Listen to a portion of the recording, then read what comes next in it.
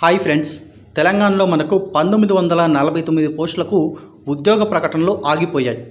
So ఇందులో group 1 ఉద్యోగాలున్నాయి, group 2 ఉద్యోగాలున్నాయి, group 3 ఉద్యోగాలున్నాయి, తర్వాత సహాయ ఇంజనీర్లు ఉన్నారు, డ్రాఫ్ట్మెన్ గ్రేడ్ 3 ఉద్యోగాలున్నాయి, టీఎస్పీసీబీ ఉన్నాయి, ఐపీఎం, దేవాదాయ శాఖ, అటవీ శాఖ, సంక్షేమ శాఖలు, వెటర్నరీ, వర్సిటీ, రెవెన్యూ శాఖ, మృత్య శాఖ, పాడి పరిశ్రమ, సర్వే, భూ రికార్డులు, రోడ్డు రవాణా సంస్థ, కార్మిక ఉపాధి కల్పన, ఈ విధంగా అన్ని ఖాళీలు కలుపుకొని 1949 ఖాళీలకు నోటిఫికేషన్లు రిలీజ్ చేయాల్సి ఉంది. కానీ ఇంతవరకు రిలీజ్ చేయలేదు.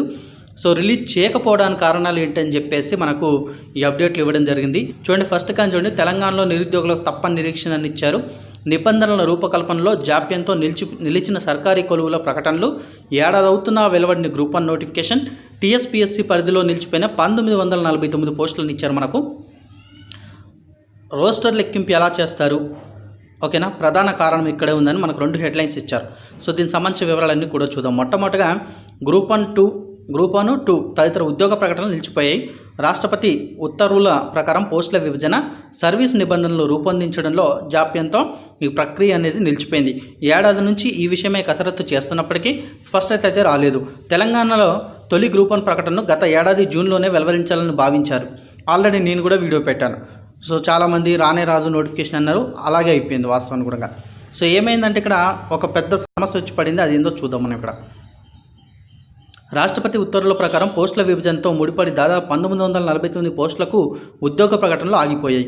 గ్రూప్ 1 ప్రకటనలో డిప్యూటీ కలెక్టర్లు, డిఎస్పీలు, సిటీఓ, మున్సిపల్ కమిషనర్లు, సంక్షేమాధికారులు, జిల్లా డిప్యూటీ రిజిస్టర్లు తదితర పోస్టులు ఉన్నాయి. వీటిలో అత్యధికంగా డిఎస్పీ 42, డిప్యూటీ కలెక్టర్ 8, సిటీఓ 19 పోస్టులు ఉన్నాయి.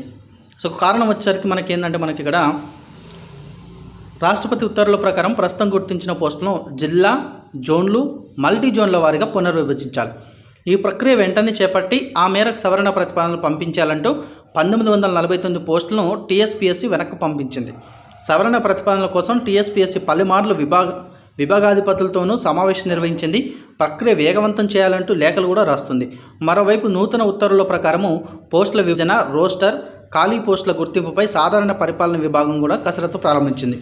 విభాగాల వారీగా జిల్లా, జోన్లు, మల్టీ జోన్ల వారీగా పోస్టుల పునర్విభజన చేయాలని సూచించింది. ఈ మేరకు కొన్ని విభాగాలు ప్రతిపాదనలు పంపించినా మిగతా విభాగాలు పంపించకపోవడంతో ఈ ప్రక్రియ కొలిక్కి రాలేదు. ఇప్పటికే పంపించిన పలు విభాగాల్లో పోస్టుల కేటగిరీలు మారిపోయాయి. సో ఈ విధంగా కొన్ని పంపించాయి, కొన్ని విభాగాలు కలిసి కొన్ని విభాగాల నుంచి ఎన్ని ఖాళీలైనా సమాచారం కూడా ఇంకా పంపించలేండి. సో ఆ విధంగా కూడా నోటిఫికేషన్ ఆగిన ముఖ్యమైన కారణాలు ఒకసారి చూద్దాం మనం. ఇక్కడ ముఖ్యమైన కారణం వచ్చేసరికి గతంలో ఒకే మల్టీ జోన్ ఉండేది. ఇప్పుడు 2గా విభజించడంతో ఆయా పోస్టుని 2 జోన్లకు కేటాయించాలి. తర్వాత తెలంగాణలో 6 జోన్లు చేశారు. ఇప్పుడు ఆ మేరకు 2 జోన్ల పోస్టులను సర్దుబాటు చేయాలి. మళ్ళీ తర్వాత మల్టీ జోన్ ఏమో 2 అయినాయి, తర్వాత జోన్లు వచ్చేసరికి 6 జోన్ చేయడం జరిగింది. రాష్ట్రపతి ఉత్తర్వులు వచ్చినప్పుడు 31 జిల్లాలు ఉన్నాయి, ఇప్పుడు వచ్చేసరికి 33 పెరిగినాయి. ఏ జోన్ పరిధిలోకి వస్తాయో తెలియాలి ఇప్పుడు. మళ్ళీ అదొక విషయం. కొత్త జిల్లాలు ఏర్పడిన తర్వాత పూర్వ జిల్లాల సిబ్బందిని ఆర్డర్ టు సర్వ్ కింద పనిచేయాలని ఆదేశాలు ఇచ్చారు. వీరిని శాశ్వతంగా సర్దుబాటు చేయాలి. ఇవన్నీ కారణాలు ఉన్నాయి కాబట్టి నోటిఫికేషన్ అనేది ఆగడం జరిగింది ఫ్రెండ్స్, ఓకేనా. అదేవిధంగా రోస్టర్ లెక్కింపు ఎలా చేస్తారని కూడా మనకి ఇక్కడ ఇవ్వడం జరిగింది అప్డేటు. సో ఇంకొక విషయం ఏంటంటే, పారాలీగల్ వాలంటీర్లకు దరఖాస్తుల ఆహ్వానం అని చెప్పేసి మనకు అప్డేట్ అవ్వడం జరిగింది. సో 100 మంది వాలంటీర్లను హైదరాబాద్ జిల్లా పరిధిలో సేవలు అందించేందుకు నియమిస్తున్నారు. ఈ నెల 16వ తేదీలోపు దరఖాస్తు చేసుకోవాలని మెట్రోపాలిటన్ లీగల్ సర్వీసెస్ అథారిటీ సూచించింది. ఇక దీనికి సంబంధించిన ఇన్ఫర్మేషన్ మనకి ఇంతకన్నా ఎక్కువగా ఇవ్వలేదు పేపర్ అప్డేట్లో. కేవలం వాళ్ళు ఎవరు సూచించారనే మ్యాటర్ మాత్రం ఇచ్చారు. మెట్రోపాలిటన్ లీగల్ సర్వీసెస్ అథారిటీ సూచించింది. మీకు ఏమైనా డౌట్స్ ఉంటే సో మీరు నెట్లో సెర్చ్ చేసుకోండి, మెట్రోపాలిటన్ లీగల్ సర్వీసెస్ అథారిటీ అని చెప్పేసి. సో మీకు తెలిసిన వాళ్ళు ఎవరైనా ఉంటే మెట్రోపాలిటన్ లీగల్ సర్వీసెస్ అథారిటీ కింద సో వాళ్ళ దగ్గరికి వెళ్ళి అడగండి, ఏ విధంగా అప్లై చేసుకోవాలి, అప్లికేషన్ ఫామ్లు వాళ్ళే ఇస్తారు. సో దానికి సంబంధించిన వివరాలన్నీ అక్కడనే తెలుసుకోండి. 100 మంది వాలంటీర్లను ఎంపిక చేస్తున్నట్లు తెలపడం జరిగింది.